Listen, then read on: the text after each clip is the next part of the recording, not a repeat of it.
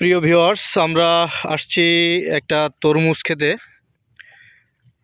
তরমুজ ক্ষেত বললে আসলে ভুল হবে।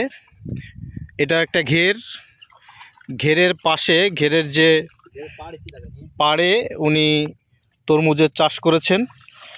আমি যদি দেখাই, এই জায়গাটা যদি আমি একটু জুম করে দেখাই আপনাদেরকে, এই যে তরমুজ ঝুলে আছে, বড় বড় তরমুজ একেবারে ওই মাথা পর্যন্ত। আবার এই পাশেও এই তরমুজ গাছ, ওই পাশেও আছে। মোটামুটি চারপাশে, ঘেরের চারপাশেই উনি তরমুজ গাছ লাগিয়েছেন এবং বড় বড় তরমুজ হয়েছে। এই আমাদের ভাই কৃষক, উনি পরিতোষ কুমার মণ্ডল, পানখালী ইউনিয়নের মৌখালী গ্রামের একজন চাষি। আমি এর আগেও দেখেছি উনি অনেক পরিশ্রম করে এই ঘেরটা নিয়ে এবং এই যে ক্ষেতটা নিয়ে।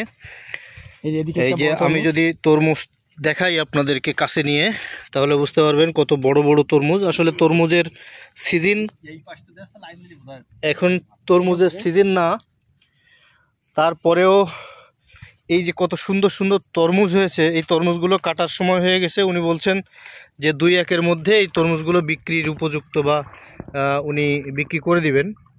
এই তরমুজগুলো যদি আপনাদেরকে দেখাই, এবং এই সময়কার তরমুজগুলো অনেক মিষ্টি হয়, অনেক টেস্টি হয়। আমি যদি এই যে তরমুজটা দেখাই, বুঝতে পারছেন কি না, অনেক বড় বড়, প্রায় 10-12 কেজি ওজন হয়ে গেছে।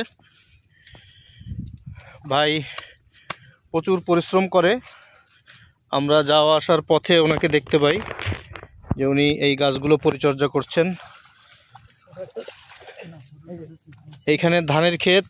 এই ভাই ছোট্ট একটা তরমুজ ছিঁড়েছেন দেখানোর জন্য, এখনো তরমুজ কাটার মতো হয়নি। বিসমিল্লাহ, তরমুজটা খেয়ে দেখাই। টেস্ট অনুভব, সেই স্বাদ, বিশাল স্বাদ। এইটুকু একটা তরমুজ যদি এত সুন্দর মিষ্টি হয়, তাহলে বুঝতে পারছেন যে এই 12-13 কেজি ওজনের যে তরমুজগুলো হচ্ছে, এটা কত সুন্দর। আমি আবারও আপনাকে দেখাই। এইটা হচ্ছে একেবারে ছোট সাইজের একটা তরমুজ, এর ভিতরে লাল টকটক করছে, মানে অসাধারণ অসাধারণ।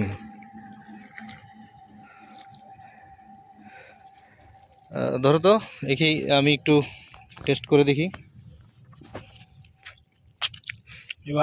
দেখো, দেখি, ওয়াও, সেই স্বাদ, অনেক টেস্টি।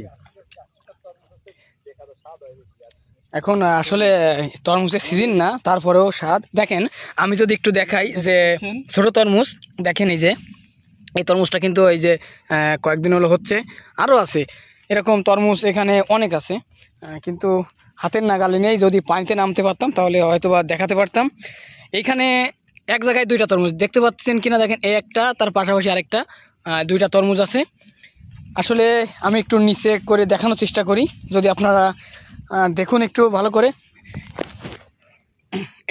এইবার হয়তো বা ভালোভাবে দেখা যাবে। দেখেন কি পরিমাণ তরমুজ, আর তরমুজের সাইজগুলো একটু দেখুন, কত বড় বড় তরমুজ। আবার আরেকটা মজার জিনিস, এখানে কিন্তু পানিতে আছে প্রচুর পদ্ম, শাপলা ফুল। দেখেন কি পরিমাণ শাপলা ফুল হয়েছে, এবং শাপলা ফুলও ফুটছে। আর আমি এখন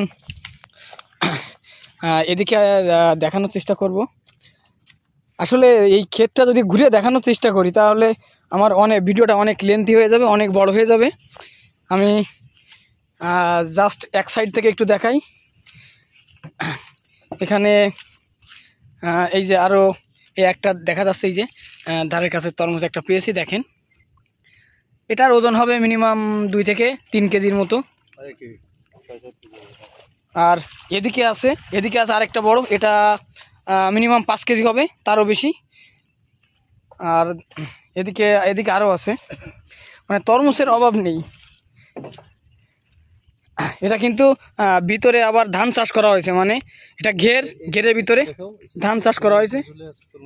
আর দেখেন এই সাইডে কি পরিমাণ তরমুজ ঝুলে আছে। দেখেন, তরমুজ আর তরমুজ, শুধু তরমুজ আর তরমুজ। আবার আরেকটা কথা না বললেই নয়, এই ঘেরের সাথে আবার এখানে কিন্তু লাগানো হয়েছে, দেখেন এটা মনে হয় করলা উস্তে গাছ। প্রচুর পরিমাণে করলা উস্তে গাছ হয়েছে। আপনারা একটু লক্ষ্য করে দেখেন, দেখি কোনো করলা বা উস্তে আছে কিনা। সম্ভবত এই দেখেন একটা কোথায় গেল, এই যে করলা, এই যে একটা করলা উস্তে, আরও আছে এরকম এরকম অজস্র করলা উস্তে আছে এখানে।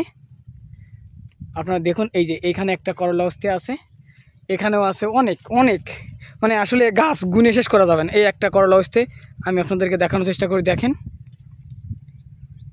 এই যে করলা উস্তে ঝুলি আছে, এই যে দেখেন এইখানে একটা